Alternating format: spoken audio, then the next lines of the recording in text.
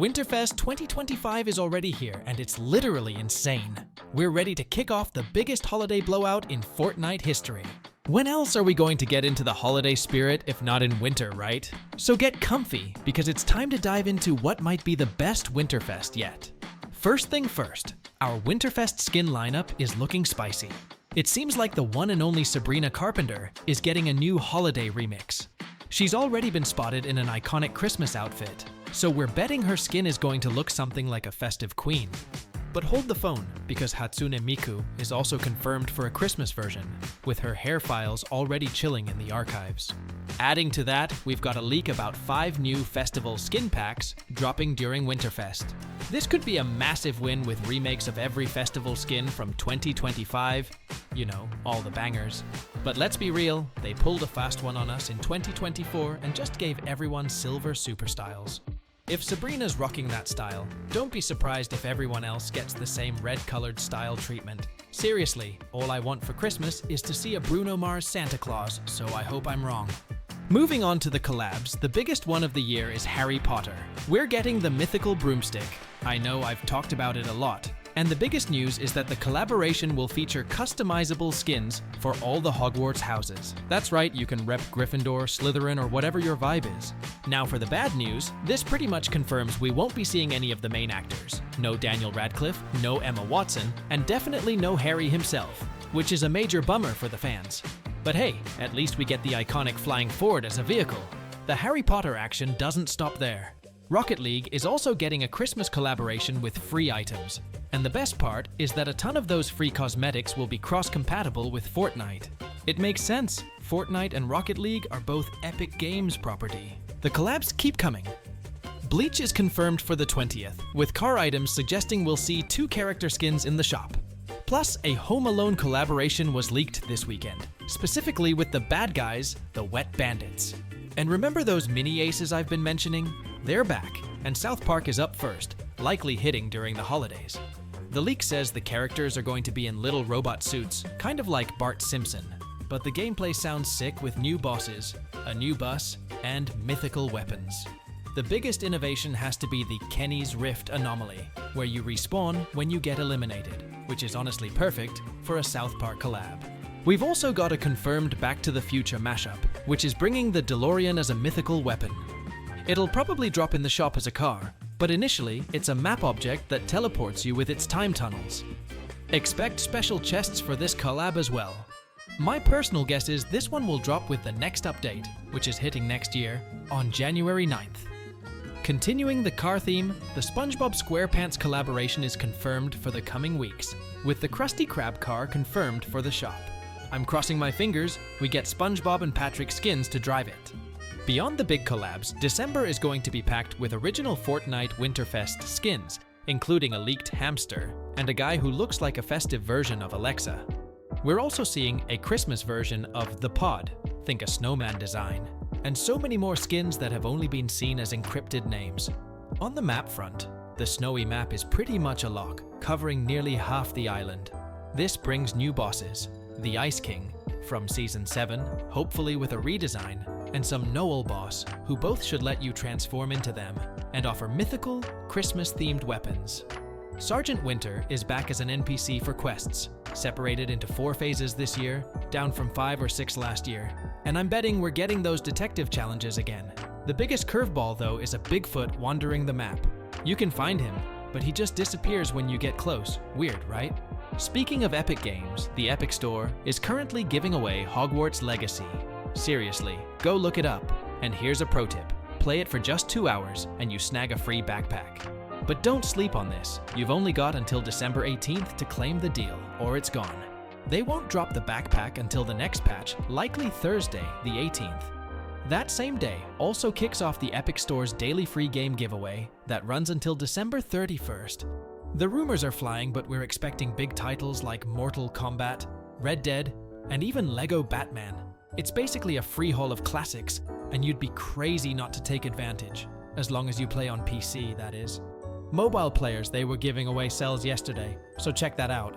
Finally, we've got the crazy new storm shapes that look like Christmas trees and snowmen, though for now, only the triangle shape is active in 5% of your matches. The LTM is also getting a Christmas event with exclusive weapons, like one that lets you freeze enemy weapons. Outside of the action, the Nutcracker's cabin is returning with a daily reward, likely including a couple of free skins.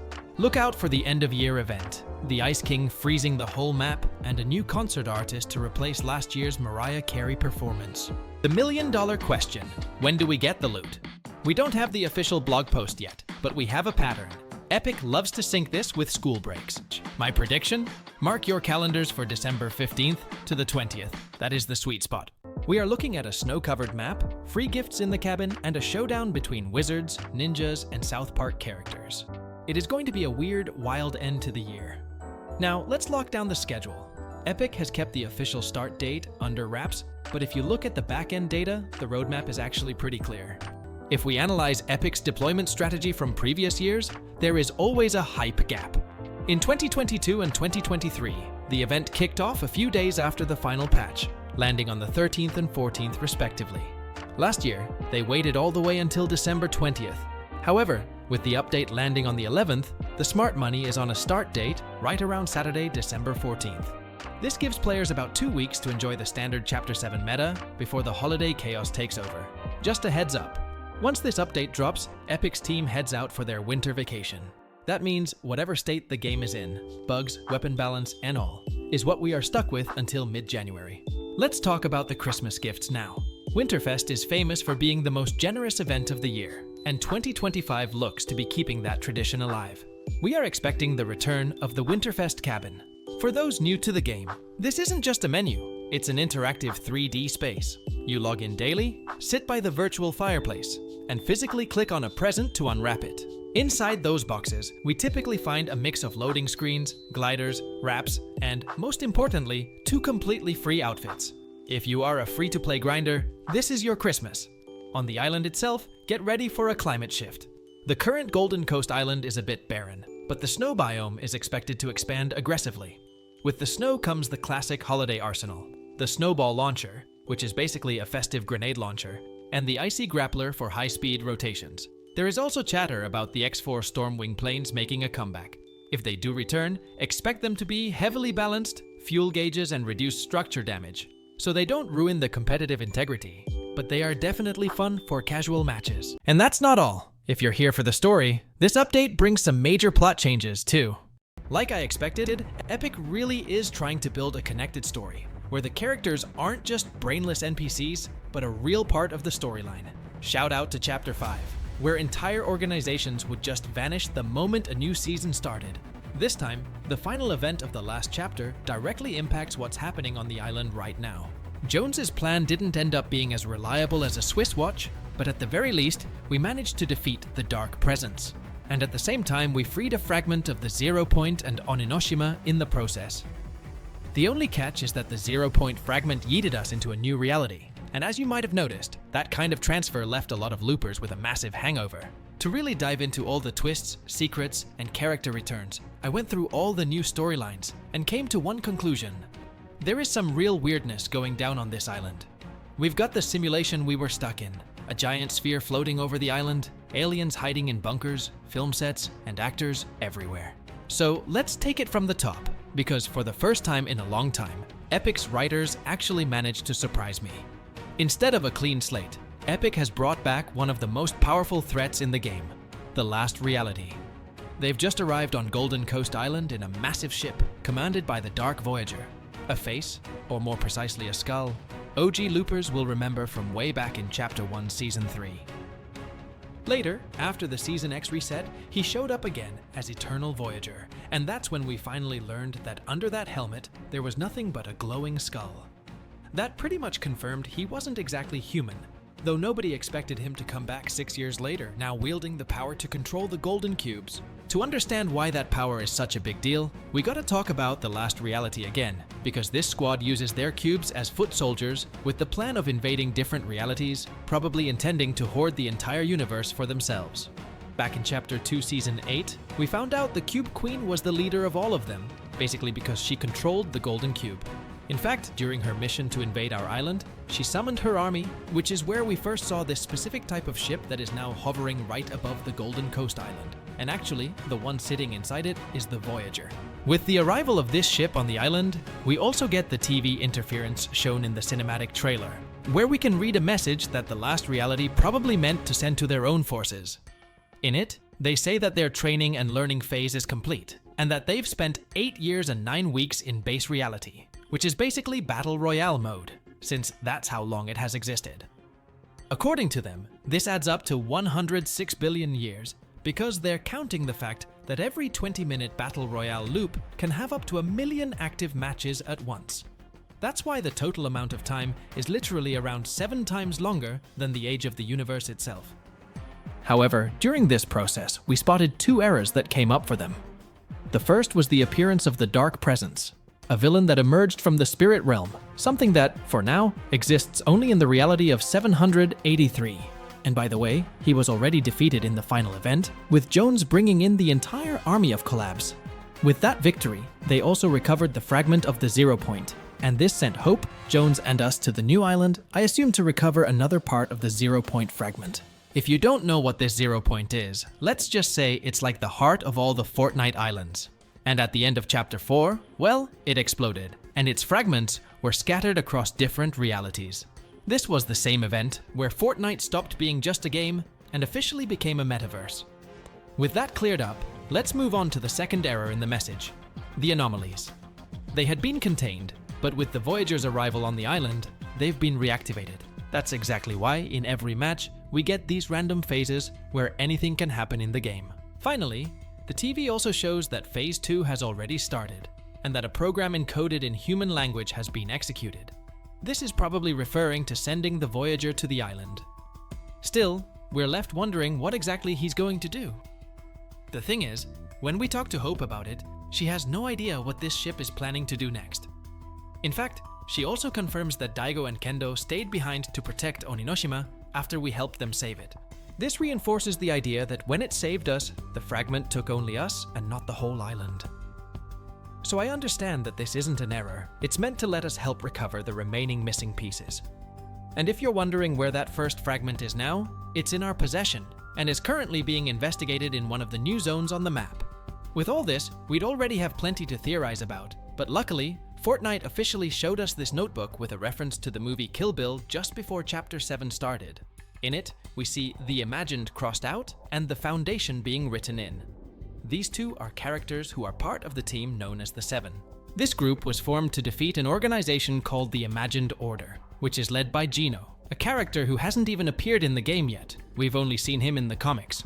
And by the way, the comics are also where the Imagined dies, which is why she is crossed out in the notebook. This organization also had the 0 point under its control and used it to trap all the loopers on the island, forcing them to repeat a loop every 20 minutes and lose their memories after finishing it, something the Seven didn't like. That's why a war started between the 2 sides, which ended with the Seven's victory in Chapter 3, Season 2. It was in the very next season that the Herald invaded the island in the name of the last reality. She had the power to turn people into chrome, and with that, she managed to defeat almost everyone from the Seven. However, a year later, Jones and Sloan joined forces and went back to the past to prevent all the events I just listed.